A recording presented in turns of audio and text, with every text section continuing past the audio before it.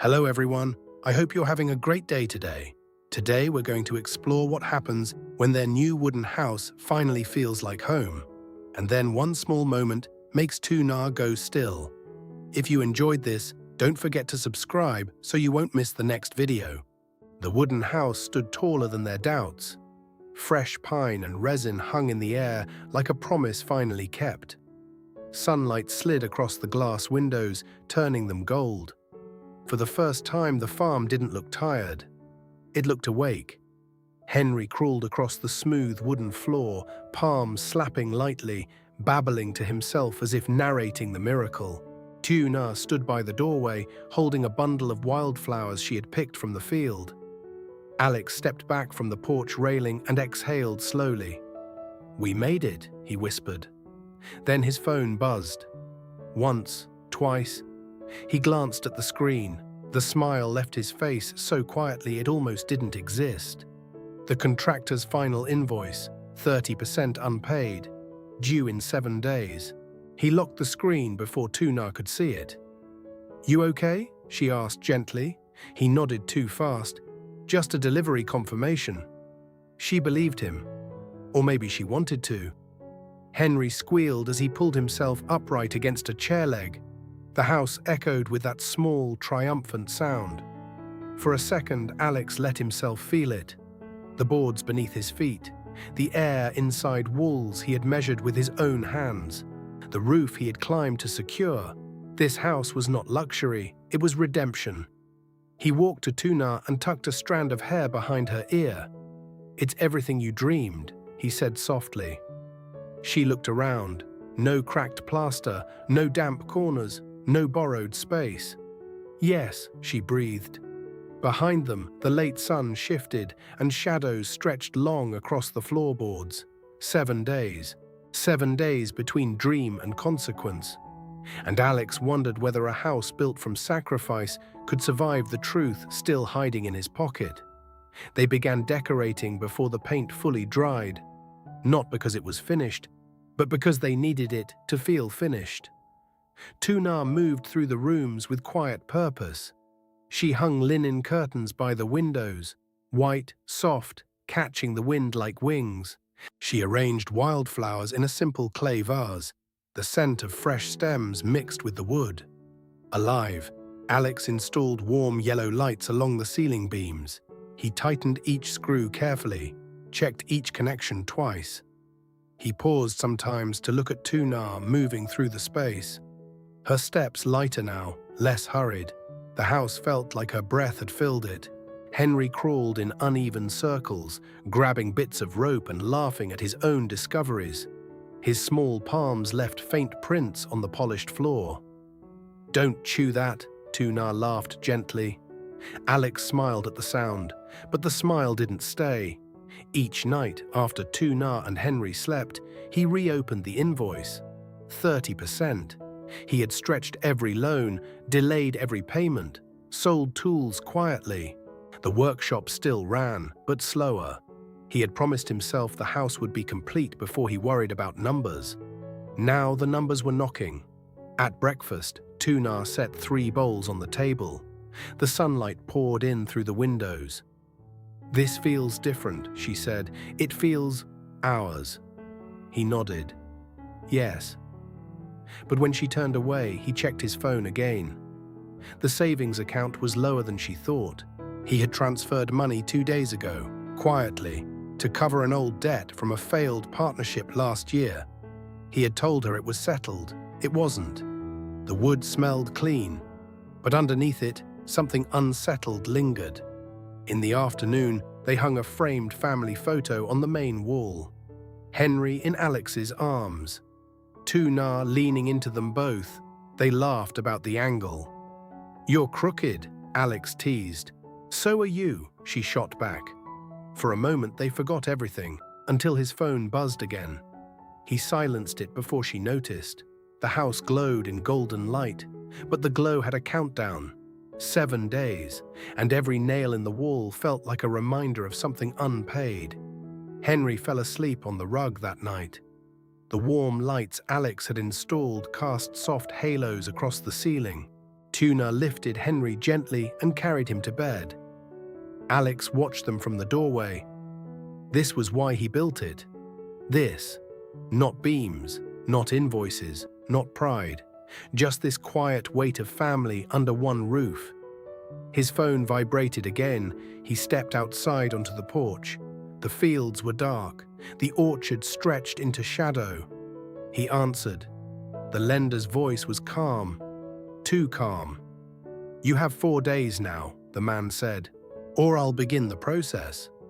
"What process?" Alex asked quietly.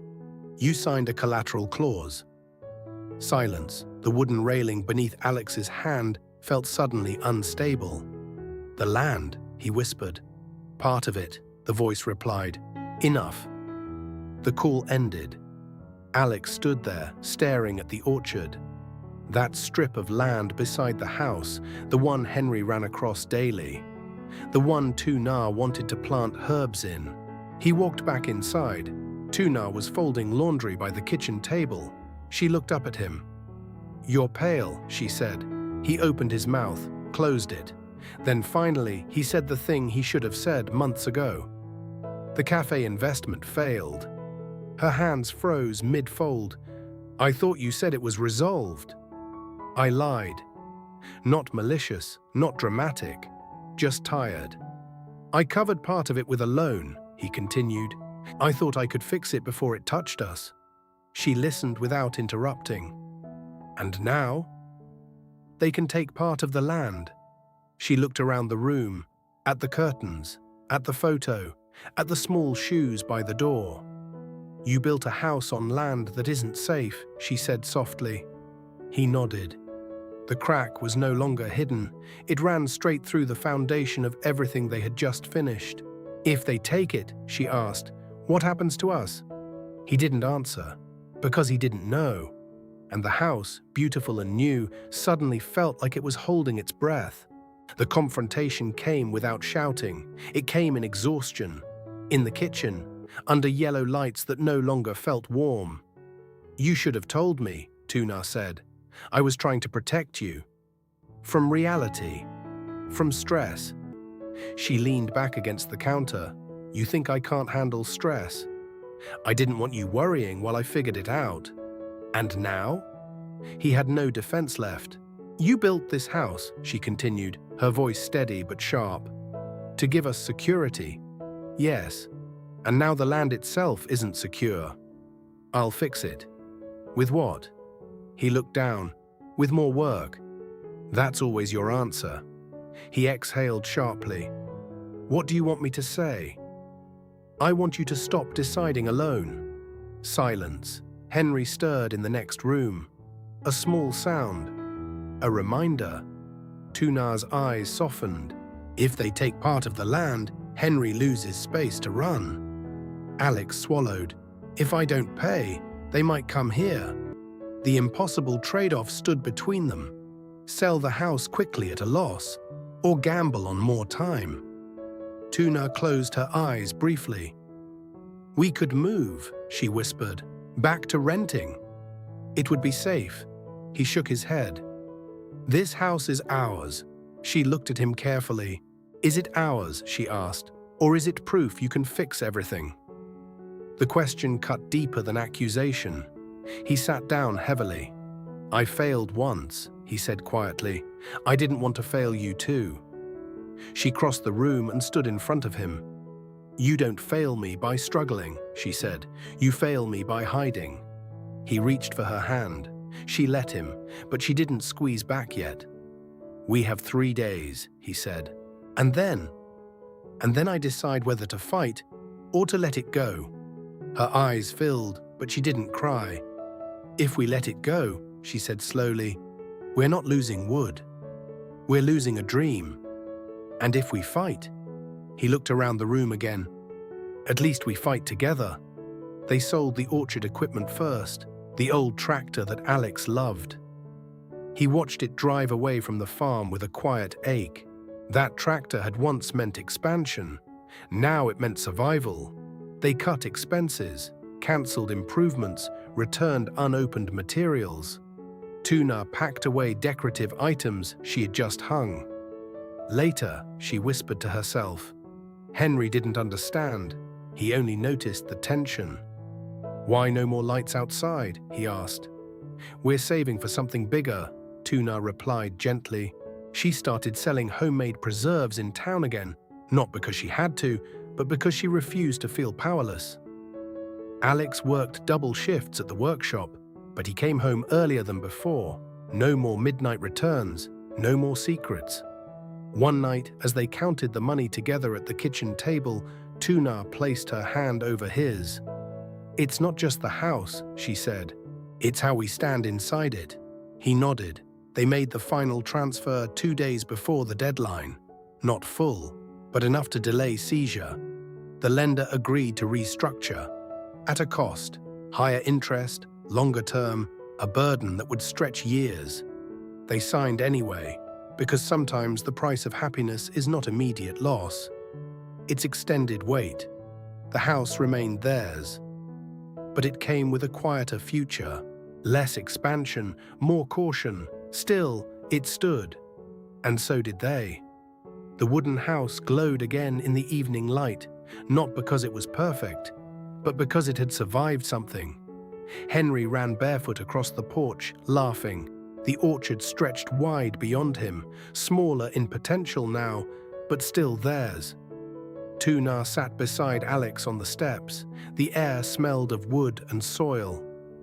"We didn't lose it," she said softly. "No. But we're not done." He nodded. "There's still the workshop. And the next harvest. And the next bill." She leaned into him. The house creaked gently as it cooled from the day's heat. It wasn't a warning anymore. It was simply alive. Henry toddled back toward them and pressed his small hand into Alex's. "Home," he said proudly. Alex looked at Tu Na, not with fear, not with pride, but with recognition. They had built walls. They had nearly lost them, and they had chosen each other over everything else. The house would need repairs. The loan would need discipline. Life would keep testing them. But tonight, the lights were on, the windows glowed, and under this roof, they were still standing. Together, and tomorrow, they would begin building again.